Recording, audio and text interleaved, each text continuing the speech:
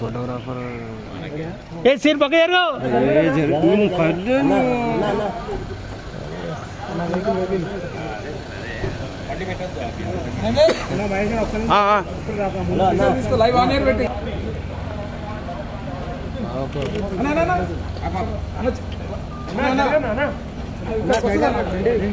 అరే అరే అరే అరే అరే అన్న హలో హలో హలో అన్న ఇక లోవేసుకో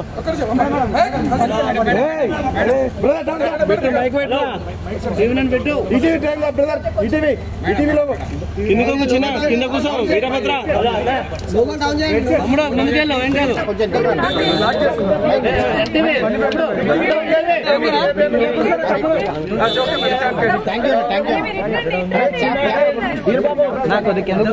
రాజశేఖర్ రెడ్డి గారి మనవడు వైఎస్ రాజారెడ్డి గారి పెళ్లి జరుగుతున్న సందర్భంలో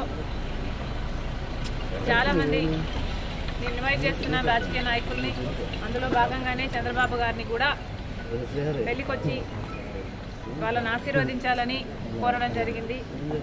చాలాసేపు రాజశేఖర్ రెడ్డి గారి గురించి, వాళ్ళ ఫ్రెండ్షిప్ గురించి, వాళ్ళ రాజకీయ ఇనిషియల్ ప్రస్థానంలో జరిగిన విషయాల గురించి అన్ని గుర్తు చేసుకున్నారు, మాకు గుర్తు చేశారు. చాలాసేపు మాట్లాడాం, చాలా సంతోషం అనిపించింది. వచ్చి ఆశీర్వదిస్తామని మాటించారు.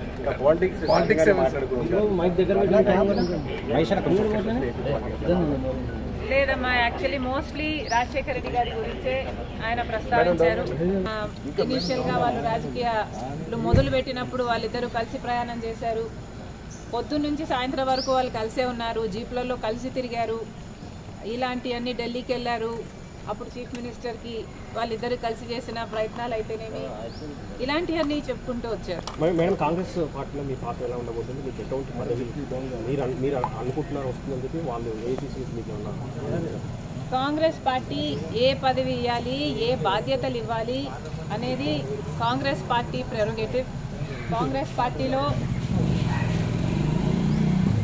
Because it is the largest secular party చేరడం జరిగింది. రాహుల్ గాంధీ గారు ప్రధానమంత్రి అయితేనే మన దేశానికి మంచి జరుగుతుందని, కమ్యూనల్ వైలెన్స్లు తగ్గుతాయని రాజశేఖర రెడ్డి గారే రాహుల్ గాంధీని ప్రధానమంత్రిని మనస్ఫూర్తిగా చేసుకోవాలి అనుకున్నారు. కాబట్టి అదే జరగాలి, అది జరిగితేనే మన దేశానికి మంచి జరుగుతుంది అని చేరడం జరిగింది. ఇంకొకసారి చేరిన తర్వాత వాళ్ళ చేతుల్లో మనం పెట్టుకున్న తర్వాత వాళ్ళు ఎలా ఆదేశిస్తే అది నమ్మకంగా చేయాల్సి ఉంటుంది. ఈ అన్ని రాజకీయాలు ఎట్లా డెవలప్ అవుతాయి, నాకు ఏ బాధ్యతలు ఇస్తారు అన్న దాని మీద డిపెండ్ అయి ఉంటుంది. So we should all wait and see.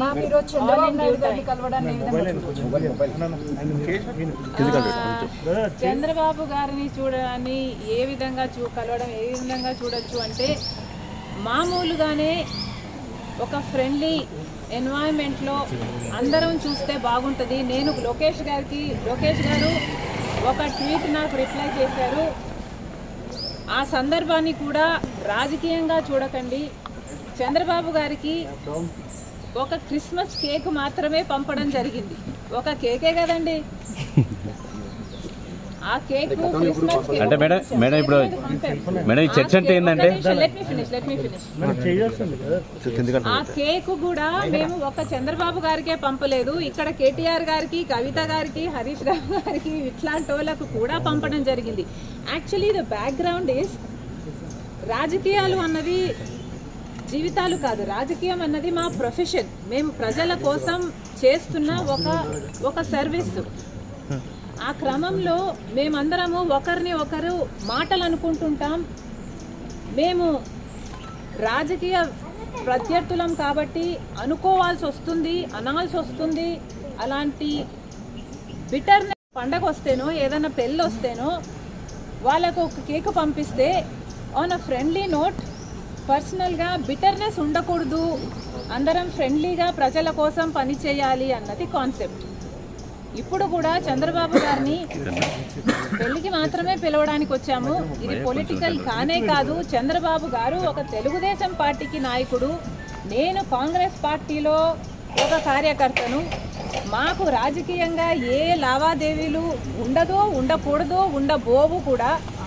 Rajasekhara Reddy గారు కూడా తన సొంత పిల్లల పెళ్లిళ్ళకు కూడా చంద్రబాబు గారిని ఇన్వైట్ చేయడం జరిగింది. చంద్రబాబు గారు కూడా రావటం జరిగింది, మమ్మల్ని ఆశీర్వదించడం జరిగింది.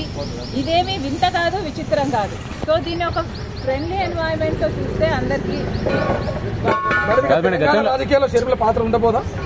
కాంగ్రెస్ పార్టీలో మనం పెట్టుకున్న తర్వాత కాంగ్రెస్ పార్టీ ఏ బాధ్యతలు అప్పచెప్పినా ఆ బాధ్యతలు నేను నమ్మకంగా చేస్తానని ఆ రోజు చెప్పాను, ఈ రోజు చెప్పాను. మేడం ఫ్రెండ్లీ రాజకీయాలు మేడం మీరు ఫ్రెండ్లీ రాజకీయాలు కోరుతున్నారు. ఇప్పుడు అంతా ఫ్రెండ్లీ రాజకీయం ఉందా మేడం? ఒకవైపు మీ సోదరుడితో చంద్రబాబు నాయుడుకి వైరం ఉంది, మీరేమో రాజకీయాలు అలా ఉండకూడదు అంటున్నారు. ఎట్లా మేడం? Not condoning anything.